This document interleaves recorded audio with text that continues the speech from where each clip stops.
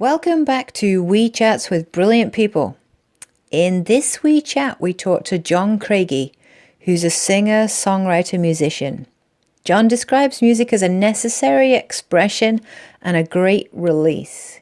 He goes on to talk introspectively about his thoughts and feelings about his performances, how he reads the audience, how he copes with nerves, and the joy it clearly brings to him on the road and as he lives and breathes his music. Being in the present moment is a key aspect for his successful performances and something we know in sports psychology that it's important for many other top performers. This was a really fascinating WeeChat, and I hope you love it as much as I did chatting to John Craigie. Tweet something to us once you've enjoyed this podcast at WeeChats. Welcome to WeeChats with Brilliant People, hosted by Dr. Allison Rhodius, Professor of Sports Psychology at John F. Kennedy University. In each episode, Allison talks to highly successful people in music, sport, and the boardroom. She digs into the mental training techniques that they use to ride out the waves that challenge them in work and in life. So enjoy these WeeChats with Brilliant People.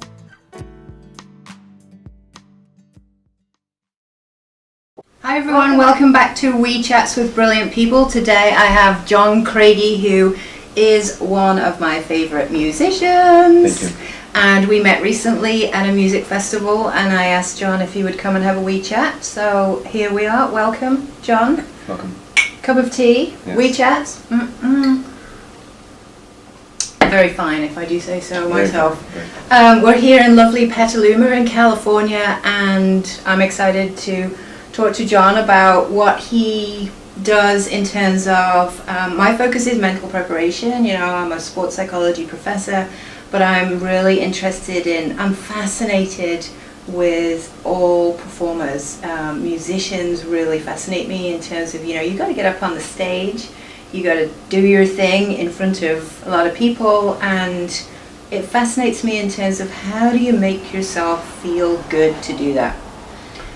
Well, I think one of the advantages that we have is like what we're doing on that stage is just as important to us and maybe as is the audience, And so, whereas I think maybe some people have to perform in a way that is maybe more work or more of an exertion, whereas I think ideally music is expression that you need to do.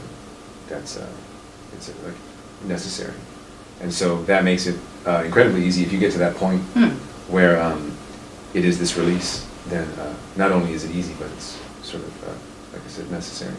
So I don't think that should be a problem. If you're in a situation where that's a problem, then possibly you would want to reassess your relationship with your music. And I know plenty of shy people. I myself am pretty shy.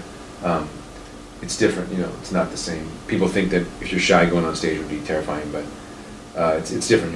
You don't have to go on stage and then like have a conversation with each person, in the audience. You just you are doing your thing, and if anything, that probably helps you. Have you ever felt that it wasn't that way? I think sometimes if you're in a situation where it's a poorly matched audience with you, or this happens less as the more that you get smarter with your bookings. But in the beginning, you might play a bar that everyone's drunk or not paying attention. Yeah. So in that sense, I could feel a little disconnected. But still, I do believe that in the purest sense, you're expressing yourself and you're like singing those songs, and so you'll always get something out of it. Unless you can't hear yourself, or unless someone's hurting you, like throwing something at you. But that's pretty rare, I would think, especially in the acoustic world. So it sounds like you're not just passionate. You said you have to do it. I mean, it is who you are. Is that? I guess so. If that doesn't sound too like conceited or too cocky. No. You reach a relationship with your music where it is your therapy. It is your. Somebody once told me that a person is alive to the extent of which they are heard. Which when I heard that, I didn't exactly know what that meant. But as I've grown older and been in situations where I have not been heard or not been listened to, meaning that I was speaking to someone and they weren't hearing me. you do feel like you don't exist. And so to be able to experience emotions, write them, sing them, and then be heard by other people is great. I think I think so. And so yeah, it has become a part of my work. So would you say that when you're on the stage you're relaxed, or is it? That's my word. Do you have another word for it? Yeah, I don't know if relaxed would be the right word. You're very aware. Mm-hmm. I think present would be a good word, and there's definitely an element of relaxation as you get into it. Mm-hmm. But it depends. It's really, you are really like in unison with the audience, and if the audience is relaxed, you are relaxed. If the audience is tense, you are tense. If the audience is not paying attention to you, then you might lose focus and you might lose presence. So there is so much has to do with who's there and who's listening. I think people forget that. And some performers, I think, forget that too. They go through the motions. Especially if you're doing like a stadium gig or something, which I have not done, but I could imagine at that point losing some, because there's just so many people you can't connect with. Yeah. But yeah, I guess there's an element of relaxation, but there's a lot of other things going on too. Yeah, I can imagine. I love that you said it's about being in the present. Yeah. I think you just be in the moment. Do you do anything specific then to get you in that frame of mind before you get up on stage? Well, I think it's important to know your room, and that's always different because at the point in my career, it varies drastically. What kind of room? Tonight we're doing a theater. Last night I was in someone's living room. So it's important before you go on to be able to like feel the room. What does that mean? I mean, literally, you just wreck it out. You take a look around. Yeah, I guess so, and kind of assess. You can never know. That's the thing. I write set lists, and I imagine, but you'll never know what it's going to be like until you're doing it. But you can get an idea, and especially if you've been to that town before, I have a pretty detailed notebook where I can look back and see what I played the last time I was there. Yeah. So that can help a lot too, because I can kind of put myself back and say, okay, this is what happened last time. But yeah, the preparation is really just figuring out what you want to say tonight and what you what new are you what's new that you're sharing and what's old that you're like revisiting and things like that. I think you want to sort of make some new friends and then sort of charm the old ones, I guess. I like that. Yeah. Or the more experienced ones, not necessarily the old ones. Yeah, I meant old in the sense of old in the sense of time with me. I'm just giving you a hard time. Yeah. Do you ever get nervous? Yeah, I think so. Nervousness is a natural emotion. Less so, of course, the more you do it. But there will always be a nervousness. At the point you get to later in your career is you become nervous of the things you can't control. Mm-hmm. So in the beginning of your career, you're nervous because you literally don't know if you'll be able to perform well. You don't have enough confidence in the songs. You might screw it up or whatever. Once you get that down and you feel good and you feel comfortable with what you're doing, then you start to get nervous about things you can't control. For example, will people come out? That's always I think that's the fear of every musician. Will they show up? Yeah, just because there's never any guarantee.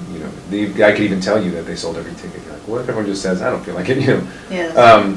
And sometimes there's pressure from the venue, or pressure from the person that you're opening for, or vice versa. Sometimes those pressures because honestly, I think most musicians don't really care themselves. They just want to play and they just want the audience to be happy. Mm-hmm. But I think sometimes you worry that if the audience is very small, they'll feel weird, or they'll feel lonely, or they'll feel bad for you. It's this weird cycle of people feeling bad. So you get nervous over that.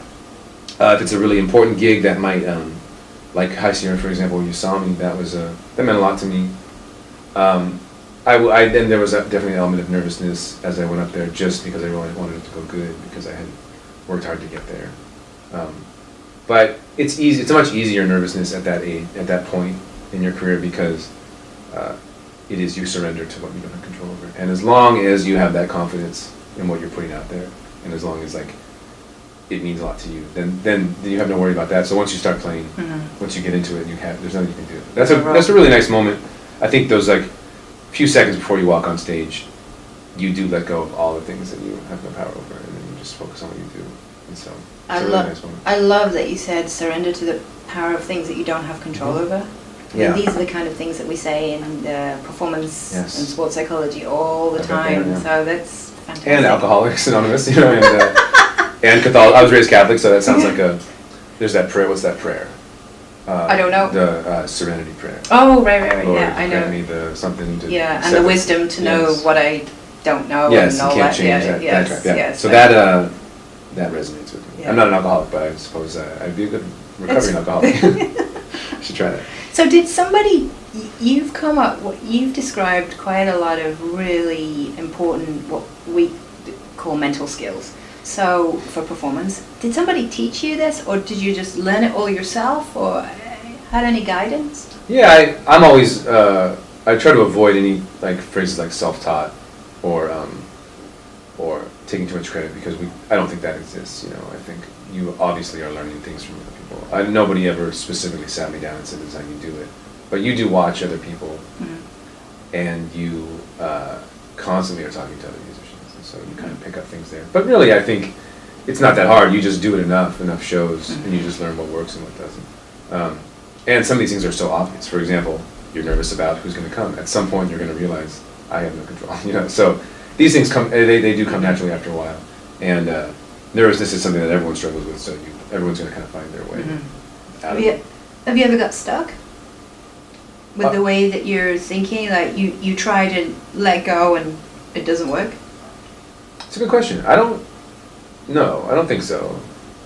The other thing that's great too about performing is that no matter what, you do have those songs. I feel like I see some people, like maybe stand-up comedians or someone giving a speech, something that's a little more scripted, or maybe one could even say more present. That could be difficult because you kind of are on that train. With music, it's like you could always disappear into that song and just be in that song. You know what I mean? That's always there for you. Yeah. Yeah. So, for example, let's take like a bad situation where the whole audience isn't listening, or that nobody's there. Right. And put yourself in the sense of like a motivational speaker or a stand-up comedian. Those would be disasters, right? If you're sitting there and talking to an audience that's not listening, or that's not there, or if you're sitting there and like trying to tell jokes. But if you're a musician, it's not that bad, right? You're just playing a guitar to an empty room, which you would be doing anyways. And you're enjoying it. Exactly, which I did in my whole high school career in my room. If you've read Steve Martin's book, Born Standing Up, he talks about a gig he had once where it was a stand-up comedy gig, and no one was in the room, and it was in North Beach, San Francisco, and people were walking by. And so the promoter was like, "Okay, you just start, and then people will come in." And he's like, "Well, comedy doesn't work that way. I can't just start telling jokes to an empty room like it's going to be." But that's what he had to do. So he had to like start doing his bit to an empty room, and then people kind of like came into it, And that's insane. But as I listened to that, I was like, "Oh, as a musician, you could totally do that, And that happens all the time." So in that sense, I think getting stuck is less of a concern. We're very lucky as musicians because we do have this sort of like meditation that we're involved ourselves into. So. But I do a lot of talking and storytelling in my show, if you remember. You do, yeah. And so that's what I loved about it. Thank you. And most people do, and so that can be a challenge in those situations. But as you progress, you just pick your gigs better and make sure that that's what people want. And the more people you have that want to see you, the more people will come and facilitate that for you. Have you noticed a difference then in terms of when you're playing a whole set? Have you ever done a whole set where you're not talking, or is that always just part of that's always been part of your set? Yes, I have definitely done that. And I still can, I guess I would say I still would do that. If it really depends on the crowd. And so, yeah, I think that that happens for sure. Okay. But generally not. And there's, again, the more known you get, the more that the audience will let you, they'll kind of be like, tell a story, so. Because they love your stories. Yeah, and that's my ideal situation as well. Yeah. Well, then you should just keep doing what you love. Yeah. I'm not too worried. Yeah. Well, we are about to wrap up, but before we finish, I would love to ask you a few random. Let's go. I call them daft questions. Yeah. Let's get daft. Okay, you got a choice between mountains and the ocean. Ocean. Okay. Cats or dogs? Cats. Australia or New Zealand? I have not been to either. I don't know. Australia maybe, but that's. Guess so. I'm ignorant in those two. Australia. I think because I have some friends down there. So. Okay, let's go with that. That's fine. Sorry to the New Zealand people. Yeah, me too. I love it. Well, I'm sure you'll go on tour in New Zealand one day. Yeah. I'd love to go to New Zealand. And red or blue? Blue. Okay. I go red. Good. Red's good. Yeah. Because that's the colour of the WeeChats. Yeah. I think I'm more mellow. And if you knew that you couldn't fail, what would you do tomorrow? Wow, that's a good question. Talk to more girls, maybe? Love it. Yeah. Okay, well, on that note, Yeah. thank you so much Thanks so for the WeeChat. It's been an honor, privilege, pleasure. I'm looking forward to the gig tonight, and we're going to see you do your thing. Yeah. So thanks so much for joining us on WeeChats. Thanks, Thanks everybody. Tune in next time for WeeChats with brilliant people. I've been here with John Craigie. See you next time. We hope you enjoyed these WeeChats. You can follow WeeChats with Brilliant People on Twitter at WeeChats and Facebook, and subscribe to the podcast series on iTunes or any Droid platform. WeeChats with Brilliant People.